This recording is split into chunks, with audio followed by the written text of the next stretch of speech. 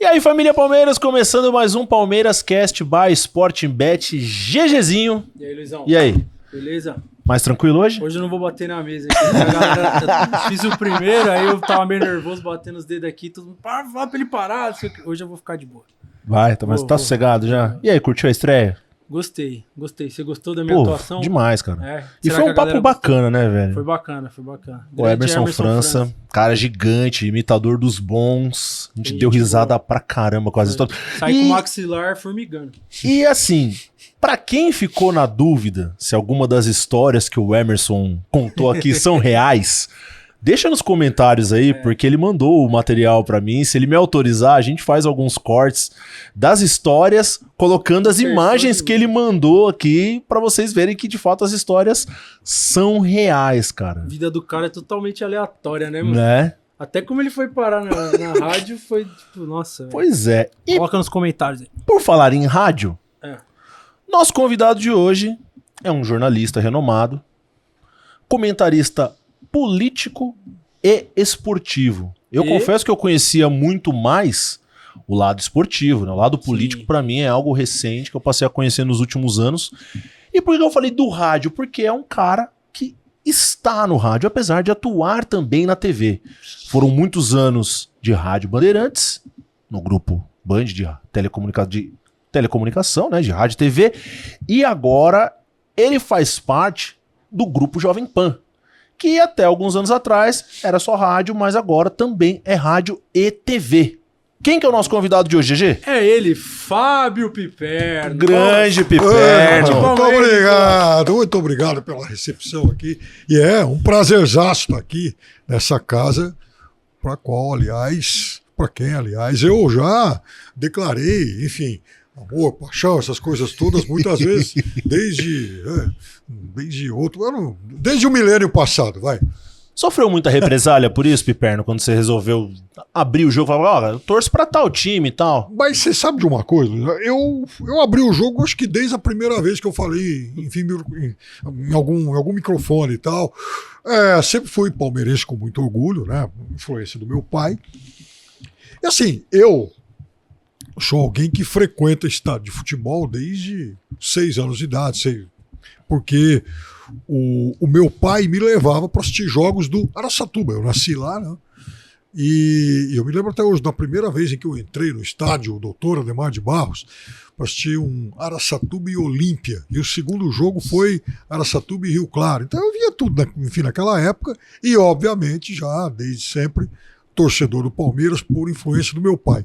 Torcedor do Palmeiras, né, que isso eu nunca neguei, enfim, uma paixão incondicional, mas que tem também um respeito muito grande por um outro time, Santos, por influência do meu pai. Meu pai palmeirense doente, mas o meu pai era um palmeirense que amava o Pelé. Então, meu pai pegava o trem em Araçatuba nos anos 60, andava lá ficava 14, 16 horas no trem, pegava aquela linha que terminava em Santos para ir ver o Santos do Pelé jogar. Acabava o jogo, às vezes conseguia voltar na mesma noite, às vezes passava a noite e voltava de manhã para Araçatuba. Então, por conta dessas histórias do meu pai, eu sempre tive um carinho muito grande pelo Santos. Mas, obviamente, carinho é uma coisa, amor e paixão são outros totalmente diferentes. Inclusive, Luizão, eu vi uma história que você falou que parece que a única vez que sua mãe foi no estádio foi na Vila Belmiro, é foi. Isso? Minha mãe, torcedor de São Paulo. O meu pai, eles foram, em 1965, foram passar a lua de mel no Guarujá. Olha só, naquele tempo, um casal de Araçatuba era algo assim, extremamente elegante. Meu pai não tinha carro, era mesma coisa. Pega o trem e vamos lá para Santos. Chegando lá em Santos, né, meu pai, obviamente, já fez aquilo no meio de casa pensado, tal, lá, ia lá pro Guarujá, pega a bolsa, vai lá pro Guarujá, mas já sabendo que ia ter jogo do Santos do Pelé. Aí meu pai não teve dúvida. Aí o meu pai arrastou a minha mãe para Vila Belmiro. Foi a única vez na vida da dona Isaura que ela entrou em um estádio de futebol para assistir um jogo. Plena lua de mel. Em plena lua de mel. Opa! Detalhe importante. Ou seja, a lua de mel assistindo o jogo do Santos do Pelé. Certo. Então não tinha como não ter algum carinho pelo Santos. Caramba, mas é legal de contar essa história da viagem de trem, né? Porque hoje em dia a gente tá acostumado a fazer as viagens de carro ou de ônibus, dependendo da distância, né? E nos anos 60 ali a gente percorria grandes trechos do Brasil de trem ainda. Se o Palmeiras for jogar amanhã em Roma, a viagem vai ser mais rápida do que essa viagem de Araçatuba a Santos de trem nos anos 60. Né? Mas ele não reclamava, pra ele Não, de jeito nenhum, tá pô. tudo lindo. Caramba, sensacional. E qual que é a primeira lembrança que você tem de Palmeiras em si, Piperno, assim, de assistir ou de ver? Quem te marcou na infância? Ademir da Guia, a academia, porque eu nasci em 1966, então em 73 eu tinha 7 anos. Aí, naquele tempo, não tinha jogo em televisão toda hora. Então, de vez em quando, um jogo na TV. Aí, os programas de televisão da hora do almoço. Me lembro muito do programa do Walter Abrão na TV Tupi. Porque, como eu morava em Araçatuba, também, naquele tempo, Araçatuba não recebia os sinais de todos os canais. Mas a TV Tupi a gente assistia. Então, eu assistia aqueles noticiários na hora do almoço. Todo dia. Chegava na escola, a primeira coisa que fazia depois de almoçar. Jornais, meu pai sempre assinou um jornal local e um jornal aqui de São Paulo. Então, logo que eu fui alfabetizado, eu já fui alfabetizado praticamente lendo o jornal por conta disso. E depois a revista Placar. Aí tinha o rádio. Então, o meu pai ficava ouvindo as transmissões, geralmente no rádio do carro estacionado lá na área. Meu pai abriu uma cerveja ali à noite e tal, né? Ficava ouvindo os programas de rádio aqui de São Paulo, toda noite praticamente, e as transmissões. Então aí ouvia, nossa, Joseval Peixoto, me lembro do Pedro Luiz, me lembro de figuras eternas do rádio, né? E de domingo era engraçado, porque aí entrava em Araçatuba as rádios do Rio de Janeiro, domingo no final da tarde e noite. Então eu também tenho uma memória, assim, muito grande em relação aos narradores e aos jogos do Rio de Janeiro. Mas aí vem a história do Palmeiras de 73. Porque no Palmeiras de 73 ainda tinha uma coisa que era engraçada, né? Às vezes, eu era, enfim, molequinho e tal, eu dormia no meio do jogo. Meu pai lá tinha 7 anos, às vezes pegava no sono quando o jogo acabava muito, muito tarde. Então, muitas vezes eu ia dormir sem saber quando o jogo tinha terminado, né? Aí, enfim, de manhãzinha, me aprontando para ir para a escola, 6h30, 7 horas, chegava no meu pai assim, pai, quanto foi? E eu me lembro, assim, uma coisa que eu me lembro muito, era das muitas vezes em que o meu pai me falou 1-0, gol do Leivinha. Então isso foi uma coisa que me marcou muito. Eram muitos jogos, 1-0, gol do Leivinha, naquele time que foi bicampeão brasileiro e depois ganhou o Paulista de 74. Caramba, esse time, esse período ali do início dos anos 70, né, que é reconhecido como segunda academia, é um período fantástico e é legal que todas as pessoas que a gente conversa, que vivenciaram isso, ou ouviram ou puderam ver, mesmo que por pouco tempo, falam com saudosismo, assim, né, com uma alegria e com um sentimento de saudade que a gente dessa época, né, eu que já sou geração anos 90, a gente equipara com o sentimento que a gente tem com a geração anos 90 ali, dessa coisa do saudosismo, da saudade, como pra galerinha que acompanha esse período agora do Palmeiras, daqui a talvez 10, 15 anos, vão ter esse mesmo também saudosismo de lembrar dessa época e falar, caraca... Agora, você sabe que eu tenho uma... Já que você tá perguntando assim de memórias, aí uma outra memória muito forte, e aí... Já não dependia do meu pai para ir lá ligar o rádio e tal, achar lá, enfim, emissora, porque eu já tinha aprendido a fazer isso. 74, aí eu tinha 8 anos. Então, 74, aconteceram duas coisas que me marcaram. A última foi a vitória contra o Corinthians, porque aí eu já tinha 8 anos, aquela coisa, enfim, da zoeira da molecada na rua, na escola, um tirando sarro do outro e tal. Eu me lembro bem desse jogo por conta disso. E lembro também do primeiro jogo, 1-1 e tal. Mas em 74, agora recentemente, a gente viveu a expectativa do tri consecutivo no Campeonato Brasileiro. Uma coisa pouco falada é que a antiga CBD, ela tira do Palmeiras, em 74, a chance do tri consecutivo. Por quê? Porque o Campeonato Brasileiro não parava para a Copa do Mundo. Só que naquele tempo a seleção se apresentava em fevereiro, 4 meses antes. Palmeiras teve 5 jogadores convocados, depois mais um, o César. Então, no período da Copa do Mundo eram 6. Né? Leão, Luiz Pereira, Alfredo, Ademir, Leivinha e César. Aí o Campeonato Brasileiro, cada ano o Campeonato Brasileiro tinha lá um sistema de disputa diferente e tal, então ele tinha uma penúltima fase com 2 grupos de 6 times. O do Palmeiras tinha Palmeiras, Cruzeiro e mais, né, enfim, mais 4. Muito bem. Bahia era um deles. Né? O primeiro jogo do Palmeiras, nesse, digamos, hexagonal, e esse hexagonal classificaria um time para o quadrangular final. Só um. O Palmeiras foi jogar em BH contra o Cruzeiro. E o Palmeiras vai para esse jogo sem os 6 da Copa do Mundo. Nossa. E o Palmeiras perde de 2-1. Aliás, o Palmeiras chegou acho que até a fazer 1-0, o gol do Toninho Vanusa. O Cruzeiro vira e beleza. Então segue o hexagonal. O Palmeiras ganha os 4 jogos seguintes e o Cruzeiro acho que também, ou empatou 1. O fato é que o Cruzeiro classificou. Então, assim, o Cruzeiro classificou, aí ele vai pro quadrangular e é vítima da sacanagem da mudança de mando lá no jogo contra o jogo final lá contra o Vasco. Né? O Palmeiras não foi para esse quadrangular final por conta disso. Quer dizer, provavelmente por conta disso. Não, gente, óbvio que não. Enfim, não poder imaginar. Saber. Mas era um Palmeiras reforçado, para final de contas, por Ademir da Guia, digamos, Pereira, a espinha dorsal, né? Para você que seria um Palmeiras Leão, Luiz Pereira, Leivinha, Ademir da Guia e César? E o Alfredo. Será que o Abel Ferreira ia ficar feliz? Então. Será que o Abel ia ficar de boa? Naquele tempo tinha essas extravagâncias. Como aconteceu também em 70, né, filha? Só que 70 não tinha ainda Brasileirão. Né?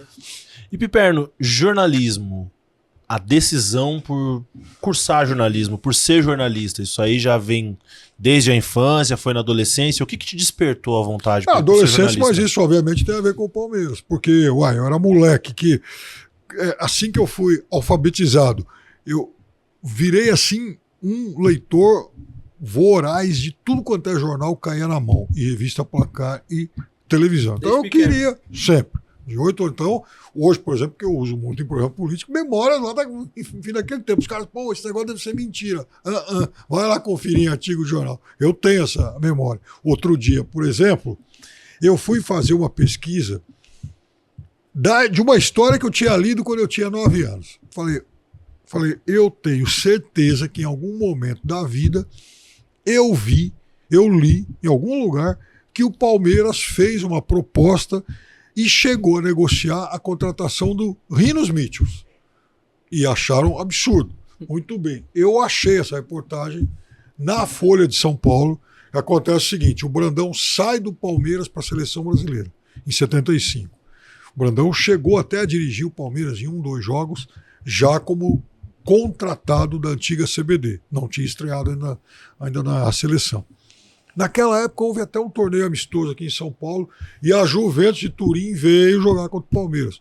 O Altafini, inclusive, acompanhou a delegação da Juventus e tal. Bom, com o Brandão de saída, o Palmeiras foi para o mercado atrás de um técnico. Queria um técnico grandão. Afinal de contas, o Brandão tinha sido o cara da segunda academia, né? Bicampeão brasileiro, campeão paulista em 74 e tal. Era uma lenda, e é uma lenda do Palmeiras, enfim. Aí conversa com o Otávio, alguém sugere o Rinos Mitchells. Palmeiras formalizou a proposta, deve ter nos arquivos aí a resposta dele, porque o Rinos Mitchells mandou uma mensagem lá, enfim, telegrama, sei lá o que foi naquela época, não. E o fato é que a Folha de São Paulo, então, ela fez lá um dia lá uma reportagem contando que o Rinos Mitchells tinha colocado alguns empecilhos pedido muita grana, mas também colocado uns empecilhos em relação à questão do timing de vir para cá, porque veja, já tinha começado a temporada europeia, estava começando a temporada europeia, e na época ele era técnico do Barcelona. Se pensar bem e falar, puxa vida, como é que um Palmeiras, um Flamengo hoje vai tirar um técnico do Barcelona? Bom, hoje me parece uma missão impossível. Naquela época, a diferença não era tão grande assim. A gente estava falando de um campeonato brasileiro, de um futebol brasileiro naquela época poderoso. O Barcelona, embora fosse já uma força, né, do futebol europeu, não era um clube ainda tão rico. O Rinos Michels, afinal de contas, já era um cara muito importante lá. Era o Barcelona, por exemplo, do Cruyff. Mas mesmo assim, ele chegou a negociar com o Palmeiras e respondeu essa mensagem. Então não era lá uma maluquice. Mas então, eu lendo, eu falei, pô, um dia eu queria ser jornalista para comentar futebol, comentar jogo do Palmeiras e tal. Né? Então, esse foi o primeiro despertar. Caramba, legal. Mas em casa, foi problemático chegar a falar assim, pô, quero fazer jornalismo e tal? O meu pai era Meu pai, ele se aposentou como funcionário da Unesp. Meu pai não era dentista, mas trabalhava na área administrativa, chegou a ter até um cargo legal na Faculdade de Odonto de Araçatuba. E aí o meu pai, até pelo círculo de amizades dele e tal, o meu pai, assim, sonhava que algum dia eu fosse dentista. E eu não tinha nenhuma vocação para isso. Aí um dia eu cheguei pro meu pai e falei, pai, eu vou fazer jornalismo e tal, porque eu queria, né? Eu expliquei para ele, tá bom, filho, beleza. Aí, no Natal de 1982, um ano antes de eu prestar vestibular, meu pai me deu a primeira máquina de escrever da minha vida. Essa máquina existe em Araçatuba ainda, tá? Enfim, tá lá em casa com a minha mãe e tal. Então, o meu pai, ou seja, meu pai enfim, ele adotou, ele deu todo o apoio aí para esse projeto. Aí meu pai, quando eu prestei vestibular, ele tirou férias e tal. Então, por exemplo, ele veio aqui para São Paulo comigo e tal, quando eu cheguei a prestar PUC, Casper Libero e tal. Meu pai ia me acompanhar. E você nunca teve vontade de ser jogador de futebol? Eu era muito ruim pra isso. Né? Então, vontade eu tenho, né? Essa história de querer é poder é bonito no papel, né? Mas, então ele é igual eu, Luizão. Porque, tipo assim, eu tinha tudo pra ser jogador de futebol. Menos. Eu tinha camisa, meião, chuteiros, só que eu era ruim. Só não tinha qualidade. Nossa. Cara, então, faz parte. Sim. E vir pra São Paulo foi uma novidade muito impactante pra você? Você já tinha vindo antes? Já. Porque a gente sempre fala, né, que a mudança do interior pra capital, ainda mais nesse período, ela gera um impacto.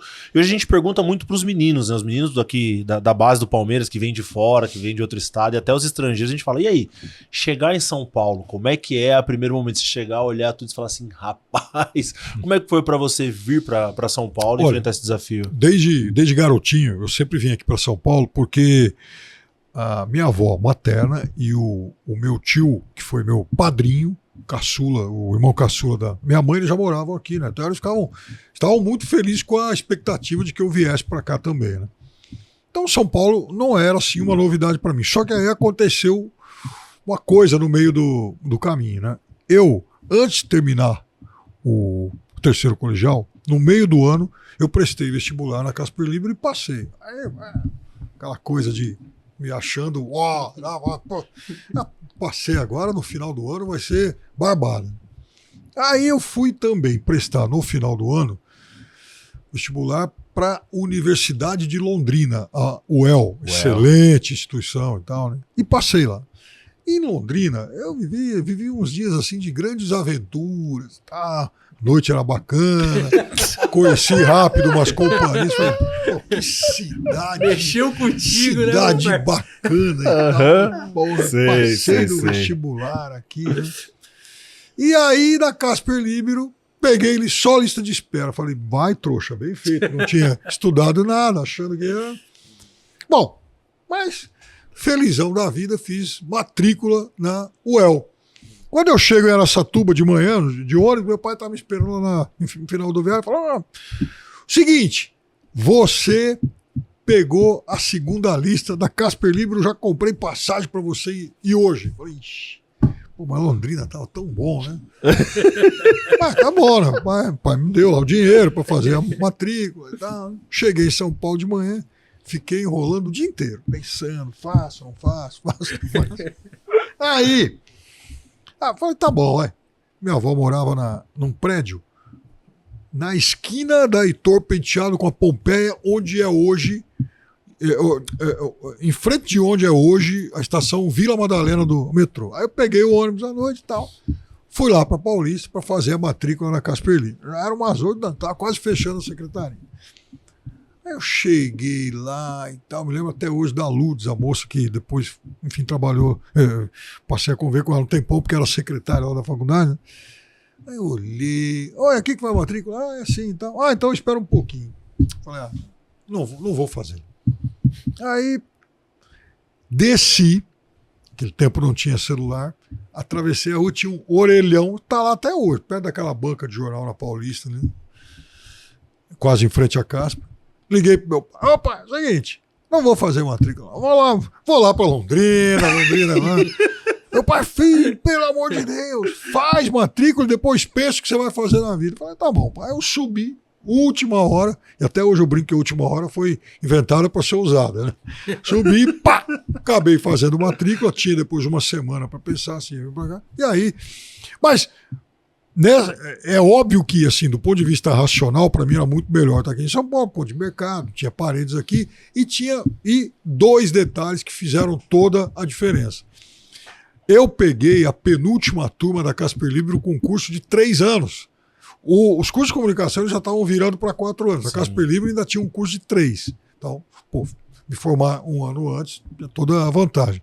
Segunda coisa, minha avó morava na esquina da Pompeia com o Heitor Penteado. É perto da onde? Do antigo Parque Antártico. É óbvio que eu vou ficar pertinho do Palmeiras, ver jogo toda hora. E assim foi feito. Assistia jogo toda hora. Então, né? Isso acabou também ajudando a influenciar a decisão. E Londrina, hein? Grande, Well. Em algum momento bateu uma saudade. Bateu. Nostalgia. Nostalgia. Um abraço aí pra galera de Londrina. Cidade que tem muito palmeirense lá, inclusive. Feição da Dona Mercedes. Onde eu ficava. Aliás, foi lá onde Gabriel Jesus fez seu primeiro gol pro Palmeiras. Mas Londrina é uma cidade que tem muito palmeirense, cara. A gente manda sempre um abraço pra galera de lá. Tu é de Londrina? Olha lá, tem um londrinense aqui, aê! Na rua Piauí. Lembro até hoje. Pois é. Cara, é sensacional, assim, saber essa história curiosa, assim, dessa indecisão de, pô, eu vou, eu fico imaginando a cabeça do Piperno, né? Pô, mas ela mandou esperar aqui. Pô, mas em Londrina... E Piperno, nessa aventura de universitário, né? Porque a gente chega na faculdade, logicamente, com um pensamento definido para aquilo que a gente quer desenvolver. No seu caso, era o jornalismo esportivo. Em algum momento, nesse período de universitário, nos seus 3 anos de curso, você chegou a balançar para alguma outra área? E outra questão, a área política, você já tinha a dedicação também desde jovem, ou foi pela faculdade que você começou a entender um pouco mais essa área e começou também a atuar? Não, aí que tá o negócio. Nessa fase que eu comecei a aprender a ler jornal, todo dia eu começava pelo noticiário esportivo, depois pelas páginas políticas. Eu tenho boa memória disso também. Então, quando eu fui para a faculdade, eu já tinha aliás, não só quando eu fui para a faculdade, como até hoje eu tenho dúvidas existenciais sobre isso. E isso não começou agora, isso vem lá de trás. Eu adorava, ficava discutindo política lá com os caras o dia inteiro. E aquele tempo, 1984, foi o ano das diretas já. Então toda hora estava em comício, passeata na rua e tal. Vivi muito, né, bem intensamente aquele período. Era uma fase também de muita atividade cultural ligada a temas políticos. Né? Tinha um negócio que, enfim, a garotada, enfim, a geração dele, certamente não conviveu, que foi a história de cineclubes aqui em São Paulo. Então tinha o cineclube da GV, cineclube da Biju, lá na Praça Roosevelt. Então, eram locais de exibição de muitos filmes políticos, né? Ciclo do Godard, ciclo de não sei quem. Então, vivia isso muito intensamente. E eu cheguei a imaginar em algum momento prestar também o Itamaraty. Então, eu sempre tive essa dúvida existencial em relação a esses 3 temas aí. Caramba, é interessante, porque geralmente a gente vê que política é um tema que ele vai chegando pra nós à medida que a gente vai ficando mais velho, né? Que a gente vai tomando mais consciência ali. Geralmente, pra uma galera é só na época que começa a ter que aprender que tem que votar. Que é aí que a pessoa começa a querer entender e tal. É bem raro assim da gente ter convívio ou conhecer pessoas que já desde mais novos têm esse tato, né? De ler sobre política, de entender ali sobre algumas coisas e conseguir ter um poder de argumentação legal. Aliás, vem daquela época também dois ídolos que eu tive, né? O meu primeiro referencial político e tal era o governador Brizola. Naquela época, muito. Aliás, desde sempre, muito combatido, especialmente aqui em São Paulo, mas eu gostava muito dele. Mas até hoje, assim, uma das grandes referências intelectuais que eu tenho era o educador e, na época, vice-governador do Rio de Janeiro, Darcy Ribeiro. Eu idolatrava, e, aliás, idolatro até hoje a figura do Darcy, sem dúvida nenhuma, um grande brasileiro. E nessa turma da faculdade, teve mais alguém que se formou, que você encontrou pelos caminhos aí do jornalismo? Não, eu tenho alguns amigos até hoje.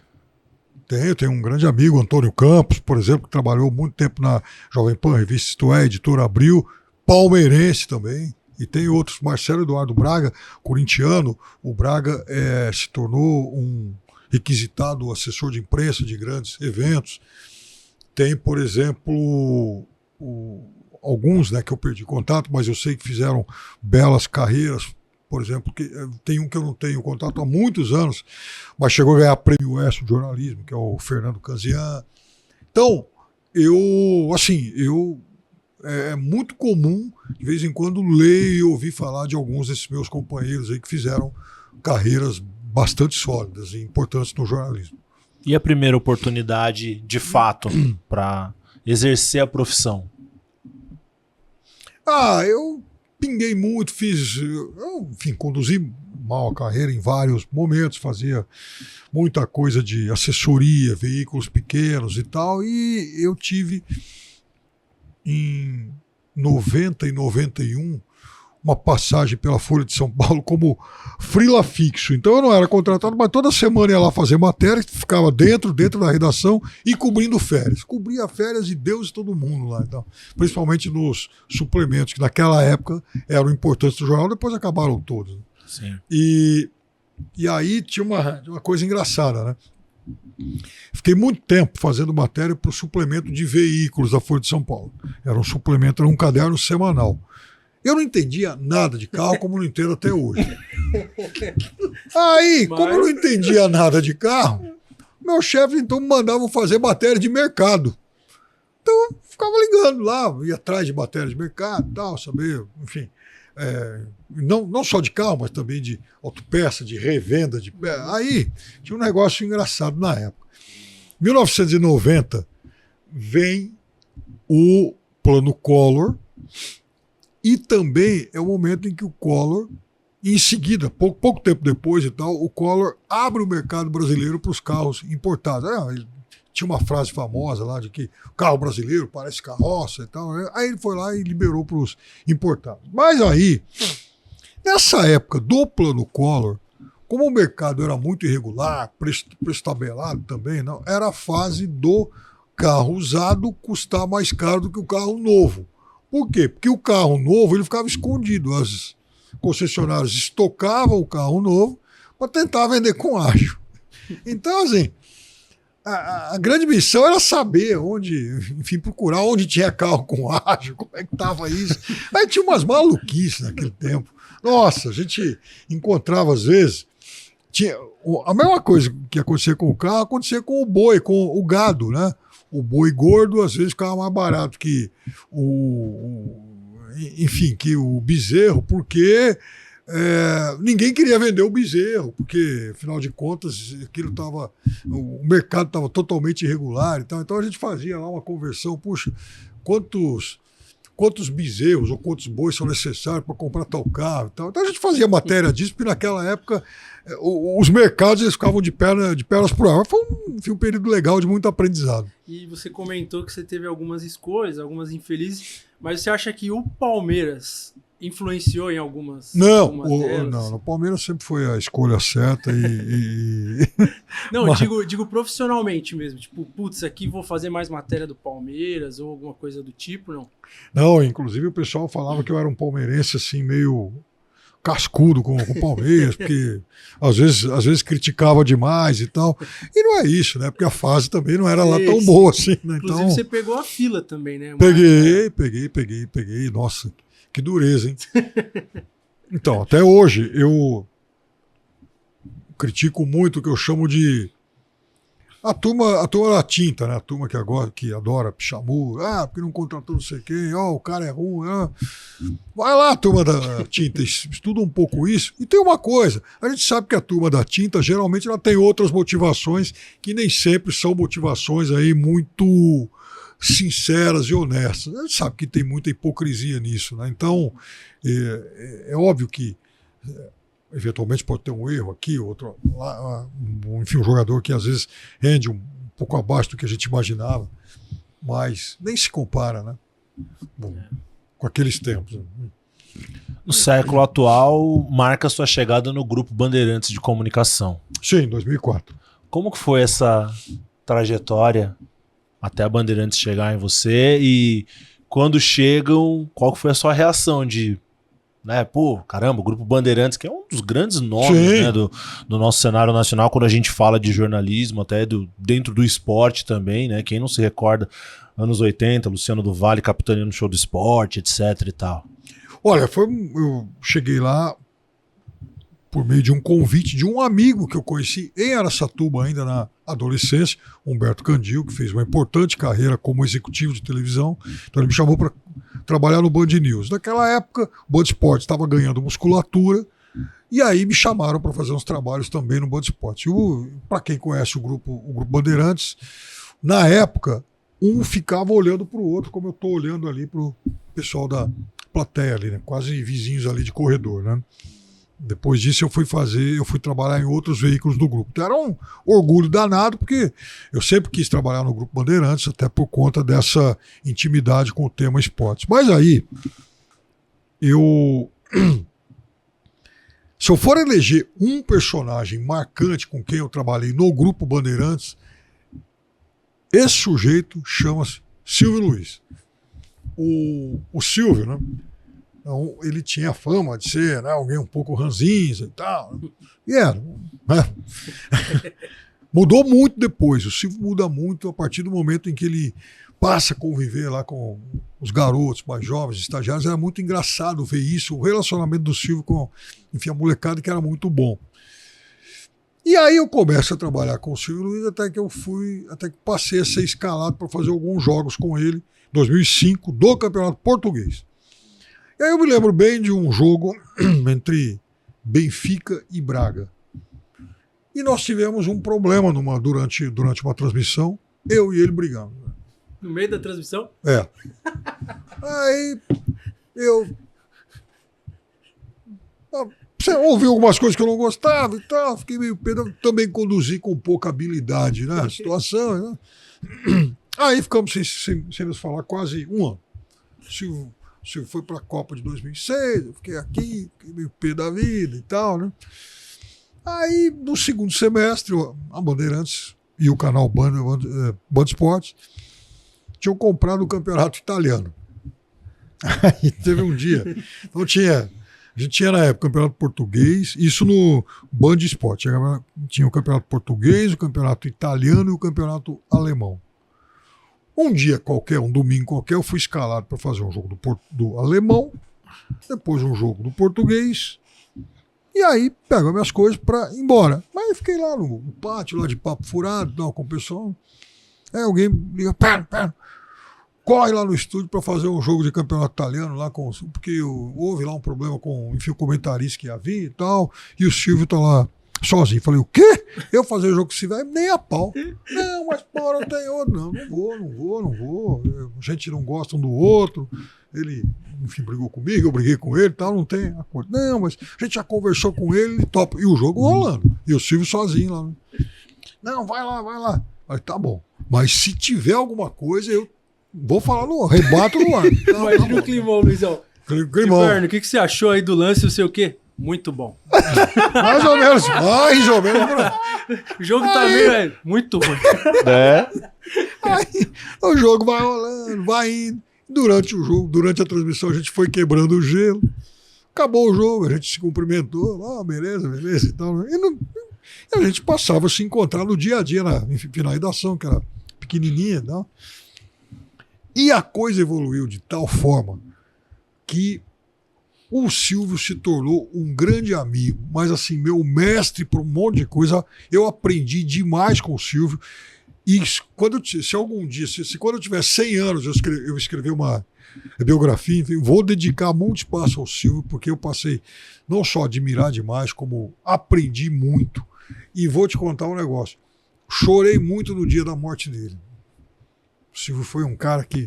Pô, eu fico grande imaginando figura. como é que era trabalhar com ele, porque ele tinha a irreverência, né? Era uma coisa muito natural dele, de brincar, e tinha o time certo de colocar a piada, de colocar aquela tirada e tal. Mas eu fico imaginando o quão difícil era se segurar na transmissão com ele, né? Por conta desses improvisos que ele fazia, porque às vezes você não tava nem esperando e vinha, né? Aquele insight dele no momento e aquela coisa engraçada. A gente estava fazendo as eliminatórias para a Copa de 2010. Então eu fiz algumas viagens com o Silvio Brasil. A gente foi fazer o jogo em Montevidéu, a gente foi fazer o jogo do Brasil em Rosário. Não. Aí chega o dia da viagem, a semana da viagem para La Paz. O repórter já tinha ido. Aí tô lá esticadão na cadeira e tal. E o Silvio ali pertinho de mim, porque a gente ia começar alguma transmissão, enfim, de jogo de fora. Né? Aí a produtora executiva chega pro Silvio e fala: Silvio, que dia que você quer ir para La Paz? E eu não conheço La Paz até hoje. Aí eu já fiquei de olho ali, né? Falei, pô, acho que vai ser agora, né? O Silvio, pra La Paz eu não vou. Com aquele vozeirão dele. Ô Silvio, vamos, Silvio. Ele olha pra mim, pra La Paz eu não vou e você também não, fica quieto aí. Fiquei, né? Mas ele chegou a te falar o porquê de não La Paz? Ele não queria, porque ele já tinha ido em algum momento da vida, não gostou da altitude e tal, falou, não vou. Mas, falei, tá bom, mas você sabe que o Silvio, ele, assim, logo depois da morte dele, uma coisa que me marcou muito, que eu senti falta, especialmente naqueles primeiros dias, né, é porque lá na Jovem Pan, quando estou fazendo programa político, eu tenho que usar paletó e gravata. E eu até hoje sou muito ruim para dar nó em gravata. Aí, às vezes, eu tô lá no meio do programa, olhava pro celular, plim, pingava uma mensagem do Silvio. Arruma esse nó! Só isso, cara. E o Silvio tinha uma fixação por nó de gravata, era um negócio engraçado.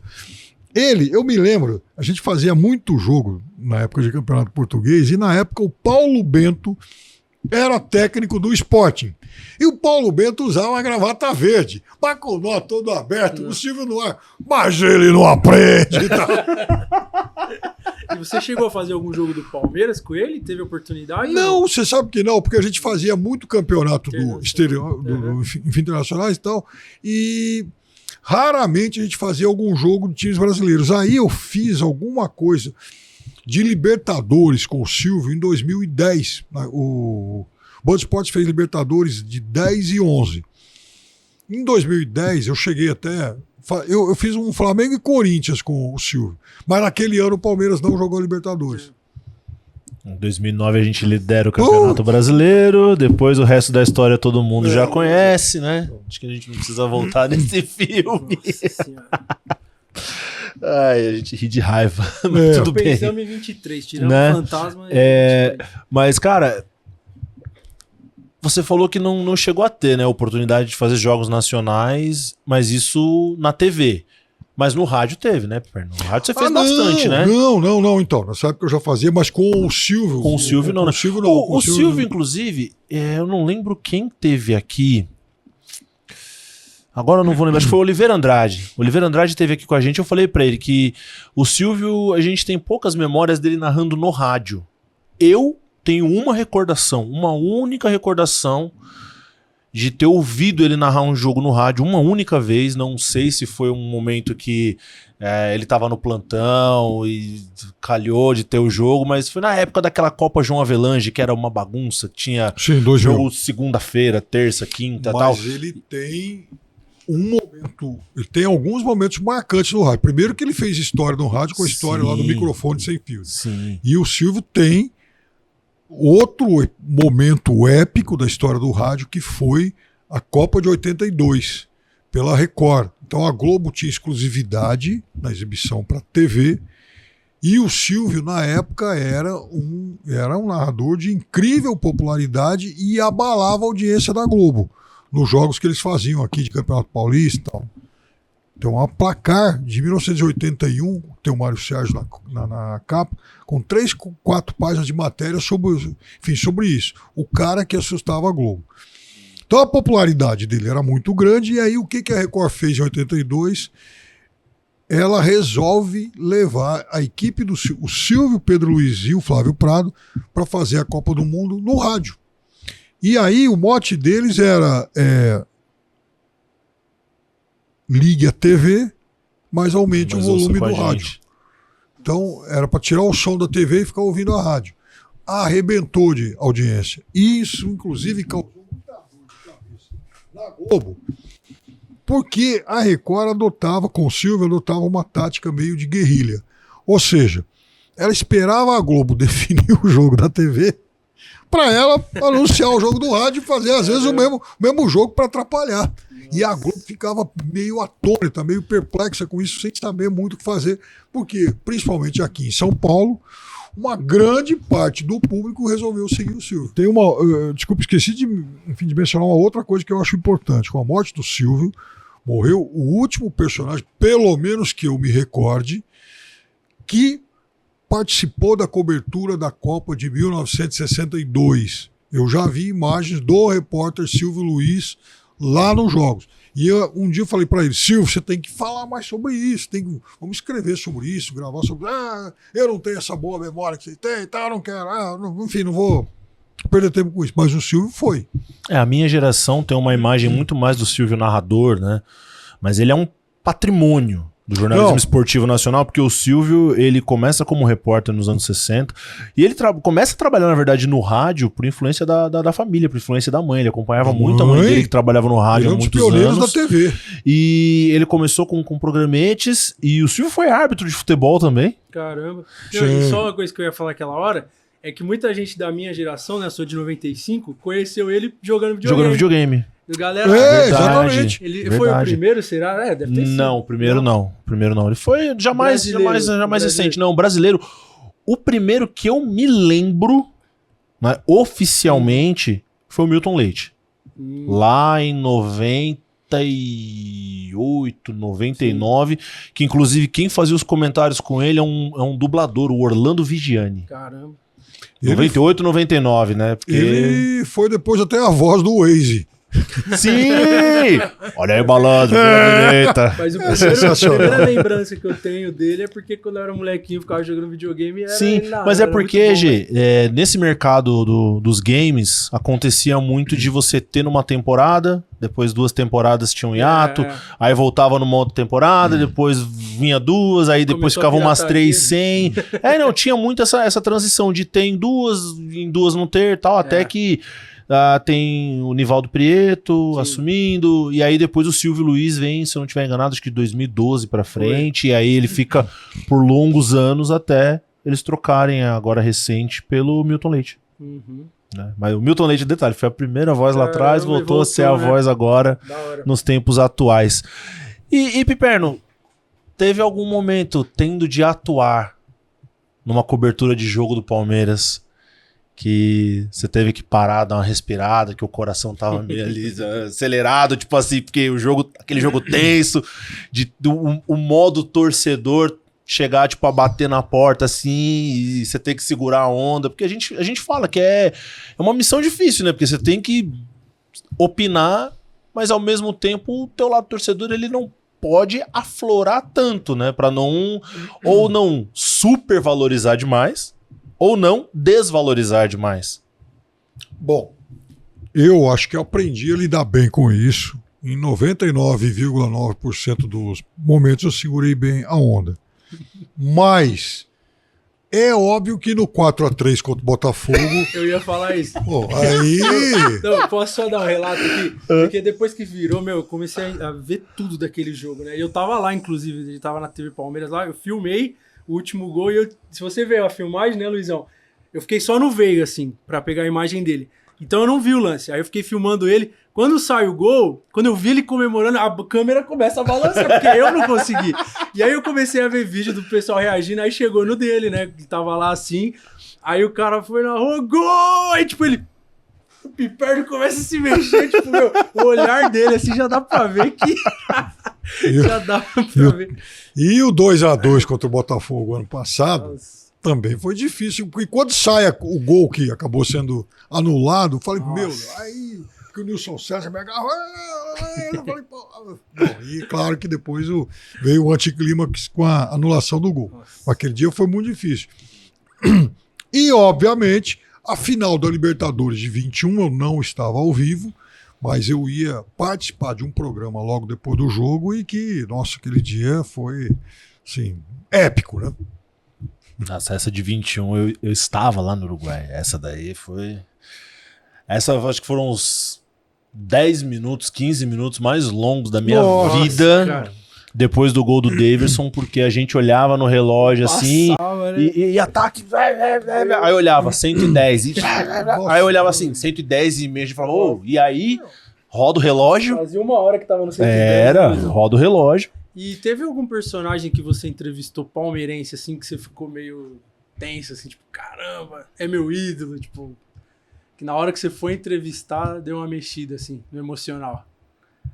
Não, no emocional não, mas a primeira vez que eu vi o Ademir da Guia, falei, caramba, olha só o Ademir, hein? Meu Deus do céu, que monumento é esse? Porque o Ademir, ele era, assim, quando eu era garotinho, então era meu ídolo, né? Imagino que de toda a minha geração, né? Então, o Ademir é, para mim, até hoje, um personagem imenso, um personagem que tem que ser reverenciado por todo palmeirense. E ele tem uma simplicidade que não é dele, né? Que não é dele. A gente fala, a gente brinca quando fala assim, Ademir, o senhor não... Acho que às vezes o senhor não tem ideia do tamanho que o senhor tem pra gente, sabe? Porque ele vem assim numa simplicidade, numa humildade, ele trata todo mundo com o maior carinho, a maior paciência. E ele pedindo pra jogar bola com nós. Pede pra jogar bola, pede pra jogar bola com a gente fala, não, Ademir, pelo amor de Deus, né? Pelo amor de Deus, vamos devagar com isso aí. Mas ele tem, assim, uma aura diferente, né? Dessa coisa, a simplicidade dele é um ser divino. Que espanta. Mas é uma coisa que espanta, assim, né? Quando a gente vê muitas vezes, né? Até alguns relatos de torcedores falando assim, poxa, tentei uma foto com A, ou tentei uma assinatura com B e não consegui, né? 15 seguranças, etc e tal. A gente entende o lado A, entende o lado B, tudo bem. E a gente tem um cara como Ademir da Guia, que é o maior ídolo do Palmeiras, e, cara, em qualquer lugar que você encontra ele, é assim, uma alegria. Eu sempre brincava que o Ademir era o primeiro Zidane. O Ademir, você vê a forma de correr, a passada, como bate na bola, aquela elegância, aquela coisa refinadíssima e tal. E ver o Zidane, se parar para comparar, os estilos realmente são muito próximos. Mas aí um dia, mestre Cláudio Zaidan me faz uma correção. Não, Caboclo, o Ademir não é o primeiro Zidane. O Zidane é o segundo Ademir. Verdade. É verdade. Verdade, já que ele veio primeiro, né? E é verdade, tem esse lance até que eu escutei já muita gente falando que diziam na época do seu Ademir que ele era muito lento, né? Diziam, o Ademir da Guia é um jogador muito lento e tal. Enfim, o Zidane, ele foi rejeitado na seleção da Argélia porque ele não queria jogar pra França, que ele é de descendência argelina. Sim. Porque o técnico sub-18 da Argélia disse que não iria utilizá-lo porque ele era muito lento. Baita técnico, né? Pois é. Visionário. Ele falou, não vou usar, você é muito lento. O Gianni Agnelli, né, enfim, bilionário, dono da Fiat e tal, na época, o histórico presidente da Juventus de Turim, que foi o Cartola, enfim, o dirigente que assinou a contratação do Zidane, que sai do Bordeaux para Juventus. Aí o Zidane vai para a Juventus, 96, e tem a Euro. E a França foi eliminada nas quartas pela República Tcheca e o Zidane não faz uma grande Euro. Aí tem uma famosa entrevista do Agnelli e fala: esse foi o jogador que eu comprei? Anos depois, acho que ele agradeceu, né? Ele, agradeceu. Fiz um grande negócio. Fiz um grande negócio, porque depois o meio campo da Juventus com Zidane, com Davids, mais uma galera ali, atormentou muita gente até quando em 2000 ele vai para Madrid e o resto da história todo mundo já conhece, né? Que ali era, acho que é um dos jogadores mais técnicos que eu tenha visto jogar nesse período, com exceção dos brasileiros, é claro. Né? Porque falar dos brasileiros é chover no molhado. Ele tá no meu ranking de top 5 dos nascidos na Europa. Quem mais tá nesse ranking aí? Então vamos lá. Ele, Cruyff, Beckenbauer, Cristiano Ronaldo e o Puskás. Caraca. São os meus 5 dos nascidos na Europa. Seria bom no FIFA, né, Luizão? Pô, dá pra botar esse time. Dá pra botar esse time. Atualmente dá pra colocar esse time. E Pipernos, falando nisso de top 5, se eu pedir pra você eleger pra mim os seus 11 de todos os tempos do Palmeiras, você tem isso fácil? Tenho fácil. Claro que tem gente que eu não vi, mas pela história, né? Sim.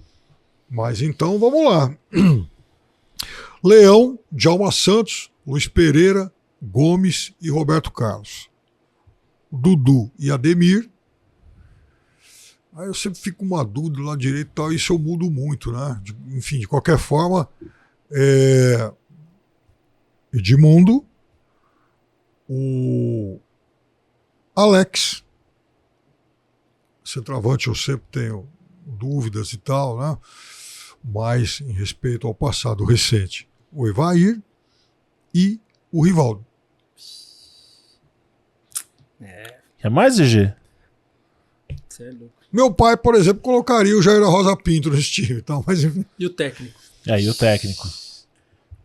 O técnico, eu tenho essa dúvida existencial, porque o meu técnico seria para, enfim, dirigir um time altamente técnico, de estrelas e tal, Vanderlei Luxemburgo. Mas aí eu quero, eu sempre faço um parênteses em relação a isso, porque eu acho, sem dúvida nenhuma, o Abel, o melhor, o mais, enfim, sem dúvida, o mais ganhador e talvez o melhor técnico da história do Palmeiras.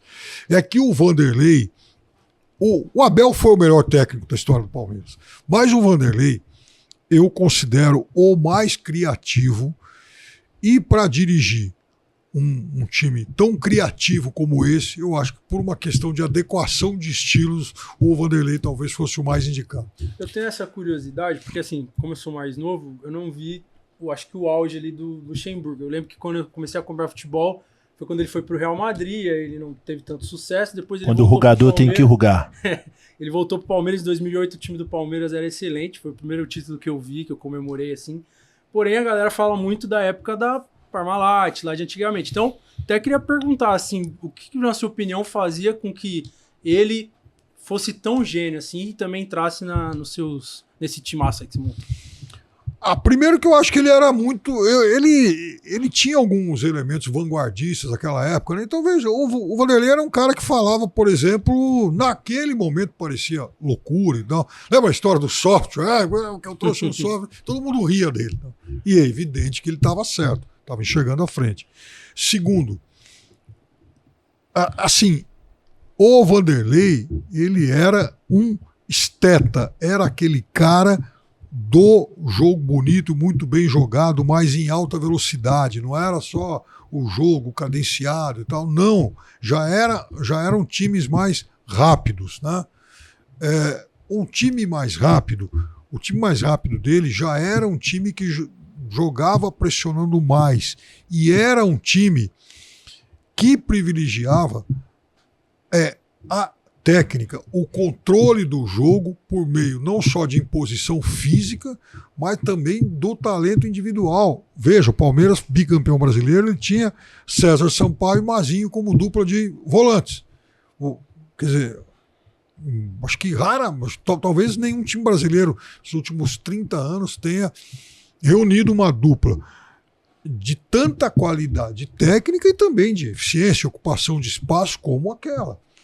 Então, veja como que a gente, e por favor, me entendam, não me entendam mal, quer dizer, não é uma crítica que eu vou fazer ao Tele Santana, não se trata disso, mas o Tele era o outro cara que cultivava o futebol arte, e com toda a justiça. O Tele foi outro personagem inigualável na história do futebol brasileiro. Mas naquele momento em que o Palmeiras tinha, por exemplo, a dupla Sampaio e Mazinho, a dupla do futebol essencialmente técnico, o São Paulo já tinha 2 homens para essa posição com outras características mais de contenção. Por exemplo, o Luiz Carlos Goiano, né?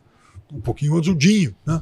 Não eram jogadores, né, desse nível. E a gente está falando de um Tele Santana que recorreu, né, a esse outro tipo de perfil.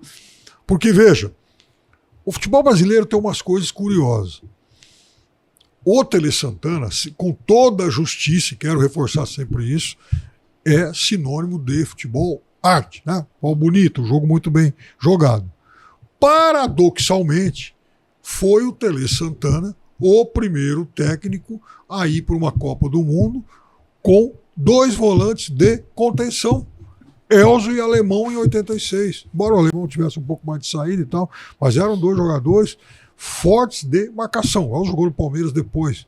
Então, aí você olha a seleção de 82, né? Nossa, aquela máquina de jogar futebol, jogadores, né? Um time de virtuosos, né? E o meio-campo lá com Falcão, Cerezo e tal, né? Olha a guinada 4 anos depois, né?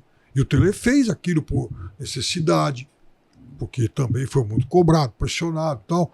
E veja, e eu não estou nem fazendo nenhuma crítica, eu estou só fazendo uma comparação de estilos, porque o que o Tele fez em 86 deu muito certo. Foi uma seleção que em 5 jogos tomou 1 gol e foi eliminada nos pênaltis, jogando um futebol extremamente eficiente. O que, para mim, valoriza, inclusive, o profissional Tele Santana, que soube lidar, assim, buscar uma outra alternativa que também fosse igualmente eficiente e vencedora. Ele não era alguém, né, refém de um único estilo. E o Vanderlei tinha muito isso nesses momentos. Assim, foi uma pena que, eu acho que depois do Real Madrid, na volta, ele nunca mais foi, infelizmente, ele não foi mais o mesmo. Mas o Vanderlei, naquele período ali, vai de 93 a 2005, foi o mais brilhante e mais criativo que eu vi no futebol brasileiro. Dentro disso, eu acompanho o Vanderlei nas redes sociais, eu vi que ele está resgatando muitos conteúdos que ele falava nos anos 90 e que muita gente tem falado hoje. Né? Ele pegou até uma frase de recente do pessoal falando de como que os clubes têm que se atualizar com a fisiologia e tal, e aí ele pega uma entrevista dele quando ele volta pro Palmeiras, se eu não me engano, e ele falando, agora o Palmeiras tem... Não, ele voltou no Palmeiras, não, quando ele tá no Flamengo, em 95. Ah, eu vi isso. Que ele fala da fisiologia, que ele fala, o Palmeiras implantou a fisiologia quando eu estive lá, e agora aqui no Flamengo a gente tá trazendo fisiologista também, e é cada vez mais importante que o esporte entenda que há necessidade de ter um fisiologista, de ter um psicólogo, de ter um nutricionista, de ter um acompanhamento. É verdade. Cara, ele já falava isso em 95. Nossa. Foi. E tipo... passa batido pra muita gente. E hoje é meio que uma regra, né? Uma regra, Mas assim, sim. já entendem que tem que ter todo esse protocolo. Fora as mudanças táticas que muitas vezes a galera naquela época não entendia, né, Perno? Tipo, ele pegar o Rincon, que era um meio avançado, e transformar num segundo volante. Agora, teve muita gente que bateu, depois todo mundo viu o monstro que o Rincon se transformou. Sim. mas isso também é um ponto, para mim, muito favorável à avaliação que daqui a uns anos a gente vai fazer do Abel. O Abel transformou para melhor muitos dos jogadores que ele herdou. Porque, Potencializa, né? lógico, é fácil falar que ele herdou um time. Ele herdou um time que não vinha tão bem assim, até porque o Palmeiras foi buscá-lo, porque não está não, e ele melhorou muitos jogadores em relação aos quais ele também assim, atribuiu novos papéis, novas funções. O Rony, por exemplo, é um caso. O Zé Rafael é outra situação. Então isso aconteceu com muitos jogadores do elenco do Palmeiras, sabe? O Scarpa jogando de ala naquela final lá contra o Flamengo, o Veiga, Mike jogando à frente, encostando mais Veiga, na área. Então, ele mudou o papel, ele transformou vários jogadores que se tornaram jogadores melhores com ele. E o que você acha, Piperno, dessa analogia que se faz muito do futebol brasileiro, principalmente até o futebol sul-americano com o futebol europeu, que sempre gera uma discussão, que as pessoas falam assim, não, porque o futebol jogado lá é melhor do que o daqui hoje em dia, porque hoje os craques estão lá.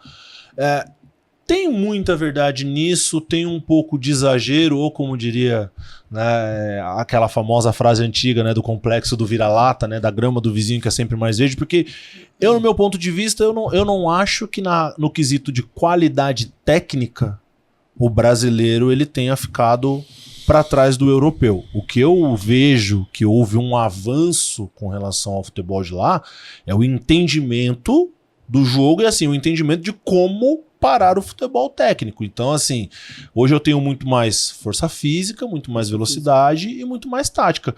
Mas eu não acredito que o brasileiro tenha perdido o seu grande diferencial, que sempre foi a questão do jogo individual. Acho que é uma questão de entender como adaptar esse jogo da qualidade técnica para hoje em dia, para continuar quebrando linhas e fazendo diferença como sempre fez. Mas o melhor futebol brasileiro está lá. O melhor futebol argentino também está lá, né? E aí tem uma coisa que eu acho que tem um jogo no Brasil que ele é emblemático para definir como o futebol brasileiro ficou bem mais pobre aqui. A semifinal Palmeiras e Corinthians da Libertadores de 2000 tinha em campo 8 jogadores que 2 anos depois foram campeões do mundo. 5 no Corinthians e 3 no Palmeiras. Sendo que, além disso, tinha o Marcelinho de um lado e o Alex do outro.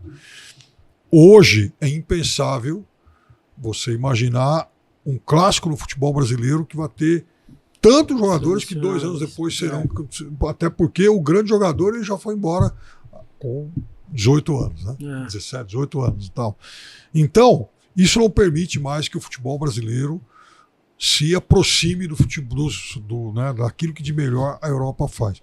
E é claro que isso passa pela questão econômica, sem dúvida nenhuma. E também pela Lei Bosman, né, que naquele momento ainda estava engatinhando. Outra coisa é que por conta de tudo isso, aí também... Porque você vê, você pega um clube como o Palmeiras, você pega um clube como o Arsenal, talvez o Palmeiras seja até mais equipado para uma série de coisas. Agora, o problema é que o ambiente de futebol aqui no Brasil ele ficou empobrecido demais, a começar pelo técnico brasileiro. Eu, honestamente, com todo respeito aos profissionais da bola que aqui atuam, né, eu espero que o Dorival seja o último técnico de seleção brasileira em muitos anos. Eu acho que não dá mais. Quer dizer, infelizmente, e aí não é vira-latismo e tal, mas eu acho que o jogador brasileiro que está lá, que trabalha na Europa, ele passa a ter uma outra cabeça, ele precisa trabalhar. E a seleção brasileira precisa trabalhar com técnicos daquele ambiente. Porque é o ambiente, é o nível de exigência, é o nível de competição que vai te fazer melhor. Então, eu fico imaginando, por exemplo, um Abel Ferreira em relação àquilo que ele pode ainda evoluir no ambiente de futebol brasileiro. Porque são coisas diferentes. Eu acho que aqui ele pode ainda conquistar muito. Agora, ele evoluir enquanto profissional aqui no futebol brasileiro é algo que me provoca muitas dúvidas. Porque quais são as boas referências que ele vai continuar encontrando aqui? Será que ainda tem? É um bom questionamento. Isso faz a gente, às vezes, até refletir nessa supremacia, né, que vem rolando nos últimos anos com relação ao Brasil perante aos outros países sul-americanos nas competições continentais também. e repetindo, de uma certa forma, os mesmos protagonistas. Agora você vê como que isso tem duas faces. Eu acho que a questão econômica ela é cada vez mais determinante para essa supremacia dos clubes brasileiros, principalmente em Libertadores, isso é um fato. Mas aí temos um outro problema. Nós não temos supremacia nenhuma mais em seleções. E não só na principal, como está aí a Sub-20 tomando de 6, o que não me deixa mentir. Não, e digo mais, até questão de contra outros continentes, né? Tudo bem, sul-americano, os últimos campeões só brasileiro da Libertadores. Agora, quando vai pro Mundial, você pega um time do Egito, pega um time do México, aí já também não tem mais... Dá jogo. Tanto que mudou a regra, né? Porque agora a gente já entrava na semifinal, só que de tanto que os outros times, acho que superaram a gente, agora eles fizeram outra Agora, coisa. sobre isso aí, eu também tenho uma dúvida que a gente vai ver com mais clareza agora no Super Mundial.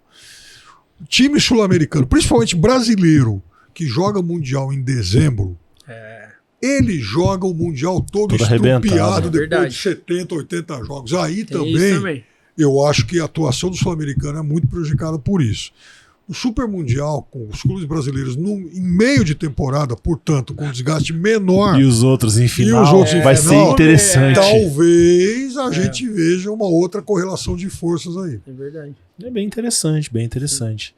Piperno, você tem algum jogo inesquecível que te marcou muito, assim, que você guarda com muito carinho? Não precisa ser um trabalhando, pode ser um como torcedor. Final mesmo. da Libertadores de 21, né? Isso eu vou levar pro túmulo. Eu vou morrer vendo o gol do Davidson lá. Zoou uns companheiros de trabalho, assim, de leves? O dia que... Se alguém quiser chamar um padre lá pra mim, extrema unção e tal, mas enquanto ele estiver lá rezando, eu vou estar lembrando desse jogo. E Piperno, pra galera mais jovem que te acompanha, que tem o sonho de um dia atuar igual você, como jornalista esportivo, como jornalista político, o que o profissional Fábio Piperno deixa de conselho? Leiam. Até bula de remédio. Leiam. E tem uma coisa, leiam e consumam o objeto da tua atividade, da atividade que você deseja exercer. Você quer ser, por exemplo, jornalista esportivo, consuma tudo que você possa consumir de esportes. Assista muita coisa e leia muita coisa. E isso vale para qualquer outro segmento de atividade. Prestem vestibular informação. E prestem vestibular em Londrina, é verdade. Já que você puxou, já que você tocou nesse assunto, eu recomendo.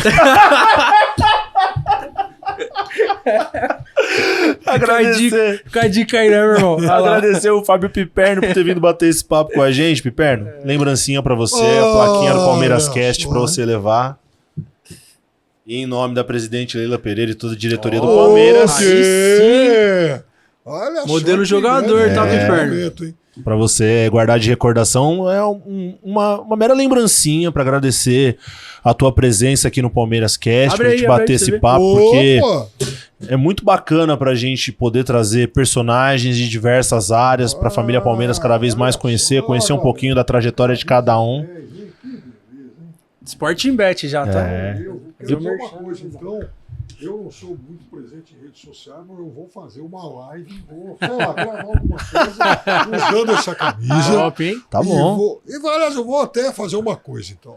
Eu vou, então, dar um spoiler disso aqui. Eu ganhei uma cópia do convite para o banquete pós-mundial de 51. Então eu vou mostrar uma live, o convite, usando essa camisa aqui. Muito bom. Top. Muito bom, muito bom. Te agradece você por ter topado vir bater esse papo com a gente. Foi muito bacana, foi um prazer. Convite, tem dois convidados que vieram acompanhar aqui a gravação. Deixa eu só pegar o nome da rapaziada aqui. Curtiu, Piper? Foi sensacional. Inclusive, Roberto Andrade Terini e o Matheus Gabriel da Silva. Podem vir aqui no estúdio. O Matheus, que é o cidadão de Londrina. Falou em Londrina, ele tá todo sorridente ali. Podem entrar, podem ir pro lado do Piperno aqui pra gente fazer o encerramento. Agradecer vocês por terem vindo acompanhar aqui a nossa gravação do Semifinalista do Palmeiras Brasileiro de 77, hein? Não vamos esquecer disso. Londrina pode de vir mais pra cá. Londrina de Carlos Alberto Garcia, né? Olha lá. Olha lá. Viu? Grande Londrina, do goleiro Paulo Rogério. Naquela época. Mas agradecer o Piperno mais uma vez, os sócios da Avante que vieram acompanhar a nossa gravação, GG. Valeu, Luizão. Valeu pela parceria mais uma vez. Palmeiras Cast by Sporting Bet vai se encerrando. Vai pingar um QR Code na tela, baixa o app do Palmeiras, você vai receber uma notificação indicando o próximo convidado. Você vai lá, se cadastra, manda uma pergunta pra gente e tal, e de repente seu telefone pode tocar, como diria a música de Cássia Eller, seu telefone irá tocar. E aí você pode ser convidado para vir assistir a gravação do Palmeiras Cast aqui na academia de futebol, passar uma tarde com a gente, com o nosso convidado especial. Palmeiras Cast se encerra por aqui. Um grande abraço a todos, até a próxima e avante palestra!